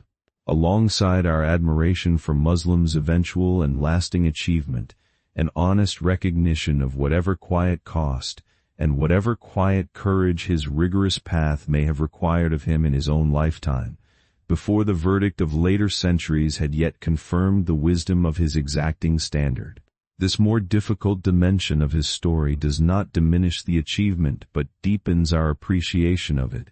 reminding us that the rigor we now admire from a comfortable historical distance was, in its own time, a genuinely difficult and genuinely courageous commitment, sustained without the certainty of vindication that we, looking back, can too easily take for granted. As we draw toward the close of his story, let us reflect on what Muslim's life might mean for us, in our own very different age, for though few of us will gather 300,000 records across journeys to distant lands, his life speaks to all who value precision, who care about the difference between what is merely believed and what has actually been verified. At the center of Muslim's life was a single sustained commitment, the refusal to accept any record on convenience or popularity alone, the insistence on tracing every claim back to its source and weighing that source with unflinching rigor before granting it the trust of inclusion in his great collection. This commitment, this refusal to let convenience override verification, speaks to us across the centuries, in an age of our own that is, in certain respects, not unlike his, an age in which claims and reports circulate widely and rapidly, in which the convenient or the appealing or the widely repeated can easily be mistaken for the verified and the true. We live, in our own time, amid an almost unimaginable abundance of claims and reports, circulating with a speed and a reach that Muslim, in his own age of patient travel and oral transmission, could scarcely have conceived. And in this abundance, the same fundamental challenge that occupied his whole life persists in a new form. How to distinguish, among the vast multitude of claims that reach us, those that have been carefully verified from those that have merely been widely repeated, those whose sources can withstand careful scrutiny from those whose sources cannot even be clearly identified at all. Muslim's example speaks to this challenge with a particular and bracing clarity, for his whole life was a sustained demonstration that the volume of available material is no substitute for the rigor of its verification,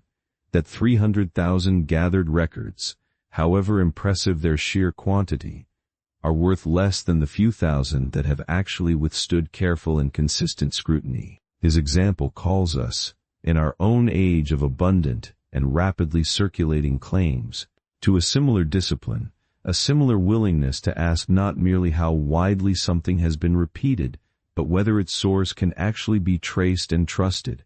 a similar willingness to set aside the unverified however much of it surrounds us, in favor of the smaller store that can genuinely be relied upon. This is not, of course, a simple or easy discipline to practice in our own circumstances, for few of us possess Muslims' particular training in the careful examination of chains of transmission, and the claims that surround us in our own age often arrive through channels quite different from the person-to-person oral transmission that he spent his life examining. But the underlying principle, the refusal to let convenience or popularity substitute for genuine verification, the willingness to do the patient and unglamorous work of checking a source before granting it our trust, remains as valuable and as needed in our own age as it was in his, even if the particular methods by which we practice it must necessarily differ. To contemplate this life of patient and rigorous verification, as the night deepens, is itself a kind of quiet reorientation, a reminder that the things truly worth trusting are usually not the things that arrive to us most easily or most abundantly, but the things that have been examined with the kind of care Muslim brought to his own great labor. There is something settling in this reminder, a permission, in a sense, to value depth of verification over breadth of acceptance,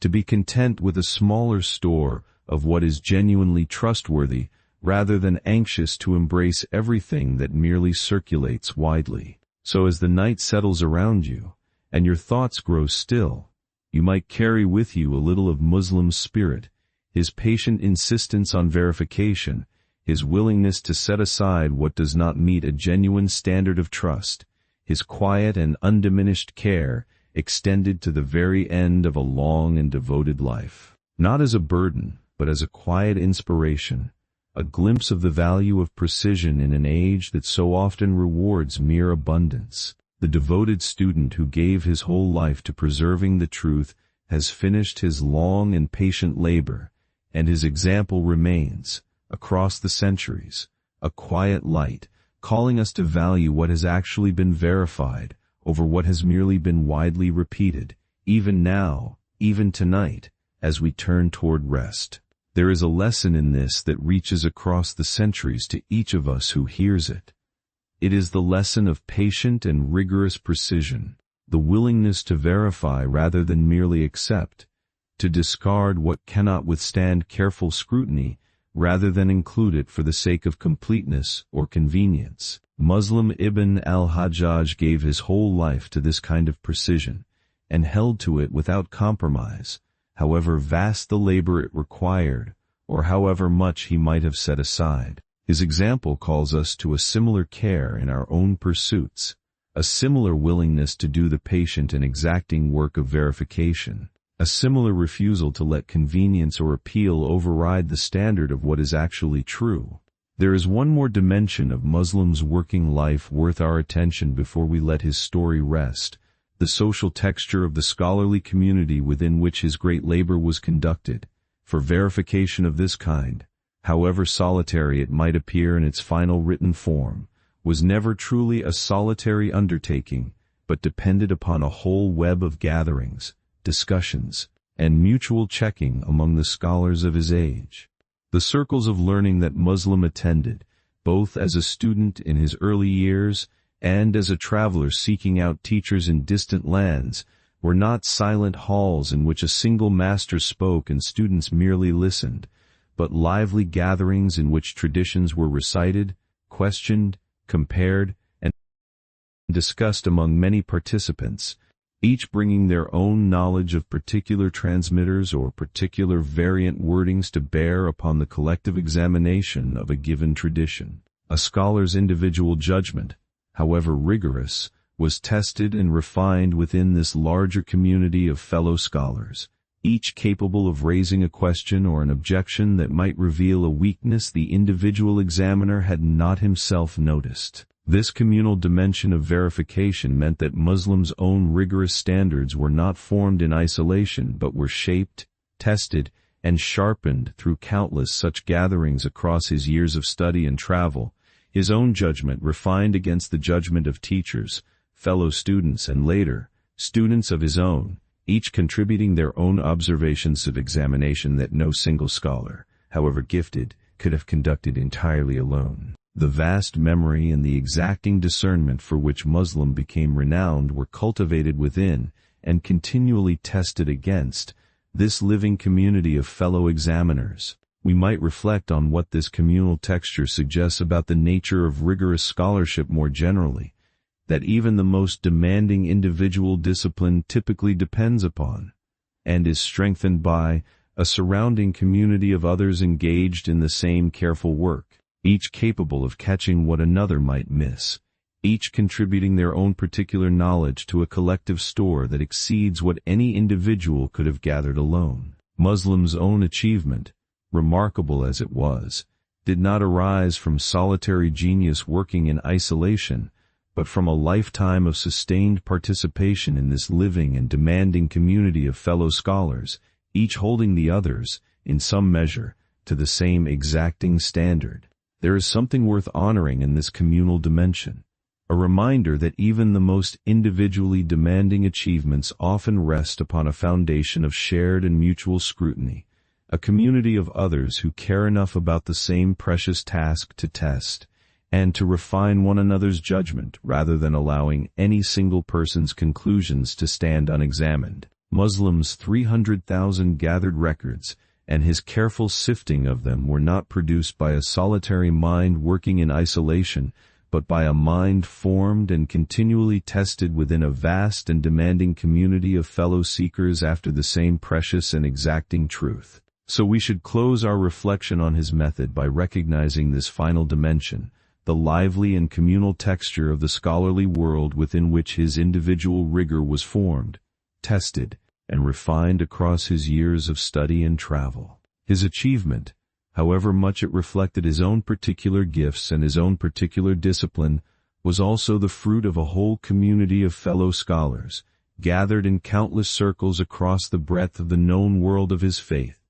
each contributing their own careful attention to the same shared and precious task of preserving the truth for the generations who would come after them all. There is a last dimension of Muslim's legacy worth our reflection, the way his carefully verified collection came to serve not only the specialized work of jurists and theologians, but the daily life and devotion of ordinary believers across the centuries, who would never themselves examine a single chain of transmission, but who could nonetheless draw, with confidence, upon the trustworthy records laborist for the overwhelming majority of believers who would, across the centuries, turn to Muslim's collection or hear its traditions recited in their own communities. The painstaking work of tracing chains and weighing transmitters lay far beyond their own capacity or their own need to undertake directly. They relied, instead, upon the trust that scholars like Muslim had earned through their rigorous labor,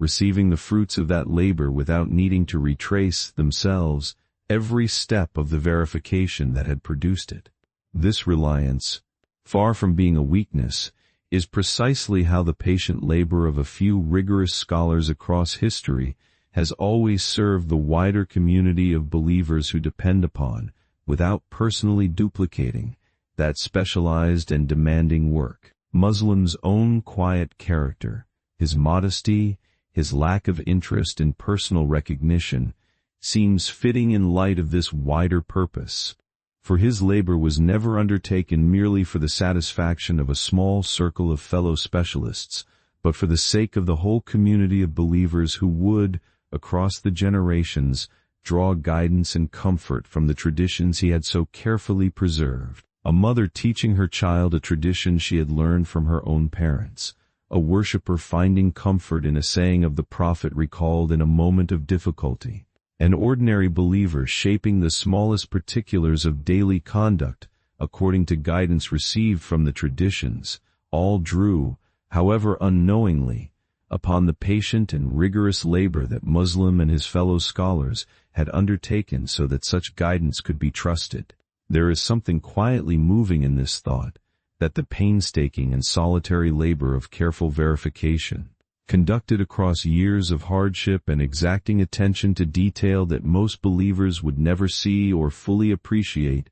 served in the end not the scholar's own reputation, but the daily devotion and daily conduct of countless ordinary people across more than 1,000 years, most of whom would never know the particular details of how the traditions they had once been mixed. Muslim's rigor served, in the end, not merely the world of scholarship, but the quiet daily faith of generation after generation of ordinary believers. So we should close our reflection on his legacy with this widest and perhaps most fitting frame, the way his single lifetime of demanding and specialized labor came to serve, in the end, the simplest and most daily needs of countless believers who would never themselves trace a single chain of transmission, but who could rely, with quiet confidence, upon the trustworthy record that his rigorous devotion had produced. This is perhaps the truest measure of his achievement, not merely the admiration of fellow scholars across the centuries, but the quiet and largely unseen service his patient labor has rendered to the daily faith and daily conduct of generation after generation of ordinary people who never knew his name but who lived, in some small way, by the trust his life's work made possible. There is one further quiet thread worth gathering, the way Muslim's patience itself, apart from any particular tradition he verified, became part of what he transmitted to those who studied with him, a kind of teaching that no single record could fully capture. A student who watched Muslim examine a chain of transmission, who saw him set aside a tradition that seemed appealing but could not withstand scrutiny, who observed the unhurried care with which he weighed one transmitter against another, learned something that no explicit lesson could have taught so well. That patience itself, the willingness to take the necessary time, is inseparable from genuine rigor. This was a lesson conveyed not through words alone, but through the visible, repeated, daily example of a man who simply would not be rushed past the standard he had set himself. We might carry this thread forward into our own lives, recognizing that the patience we admire in Muslim story is itself a skill that can be observed, absorbed, and practiced, not only in the specialized work of verifying ancient traditions, but in any pursuit where care matters more than speed. His example suggests that patience is not merely a personality trait some happen to possess and others lack, but a discipline that can be cultivated, modeled, and passed from one generation to the next, much as his own students absorbed it from him across their years of study together. So we let this thread settle alongside all the others we have gathered tonight: the gathering, the sifting, the teaching, the quiet character, the lasting trust. Patience itself, modeled across a whole devoted life, was perhaps Muslim's most enduring gift,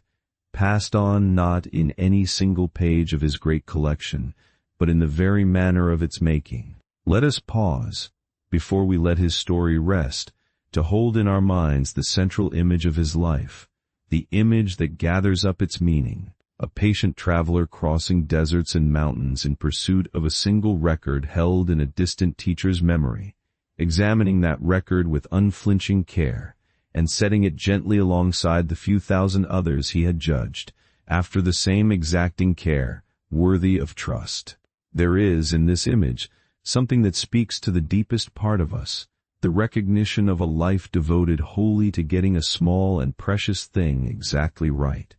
For we know, in our own way, the quiet satisfaction of care taken, of a thing checked and rechecked until it can be trusted, rather than merely hoped for. And in Muslim we see this satisfaction extended across an entire lifetime, a single sustained devotion to the patient labor of verification that asked, again and again, not whether a thing was convenient or popular but whether it was true. He shows us what such devotion can accomplish, the trust it can earn, the centuries it can serve, when a whole life is given, without division or distraction, to one worthy and exacting task. He shows us, also, that the discipline of rejection, the willingness to set aside what does not meet a genuine standard, can be as valuable as the discipline of gathering, that a smaller store of what is truly trustworthy serves better than a vast store of what is merely abundant. This is a lesson that reaches well beyond the particular discipline of his own great labor, touching anyone who must decide, in their own field or their own life, what to keep and what to set aside. So as the night deepens and your thoughts grow still, you might carry with you a little of his spirit, his patience, his rigor, his quiet refusal to let convenience stand in place of verification, not as a burden, but as a quiet inspiration, a glimpse of what a single devoted life, given wholly to one precious task, can accomplish and can leave behind for those who come after. The devoted student who gave his whole life to preserving the truth has finished his long and patient labor, and his example remains, across the centuries, a quiet light, calling us to value what has been carefully verified over what has merely been widely repeated, even now, even tonight, as we turn toward rest. And here we return, at the last, to the quiet question his life poses to each of us who hears it. He gathered much, examined it with rigor, and preserved only what could be trusted, giving his whole life to this single exacting task. His life asks us, gently, about our own relationship to precision and to truth, about whether we are willing to do the patient and unglamorous work of verification, about whether we would rather include too much for the sake of convenience or keep only what can truly be trusted. It is a quiet question, and a searching one, and his life poses it with all the patient authority of a single life given wholly to one devoted task. There is no need to answer that question tonight. Some questions are not meant to be solved quickly, but to be carried gently, turned over slowly, lived with over a long while. Let it rest beside you now, softly, asking nothing of you but a moment's quiet reflection. The devoted student who gave his whole life to preserving the truth, who gathered 300,000 records and kept only what could be trusted, has finished his own long and patient labor, and you have followed it, gently, all the way to its peaceful end. So let your thoughts grow still. Let the city of Nishapur fade into the dark, with its circles of learning and its devoted scholars, and the patient traveler who crossed the breadth of the known world in search of records he would examine with such unwavering care. Let the names and the details drift away, for they have done their work. What remains is only the quiet, and the question, and the calm of the gathering night. May your mind grow easy, may your heart be untroubled, and may your rest, tonight, be deep and peaceful and kind.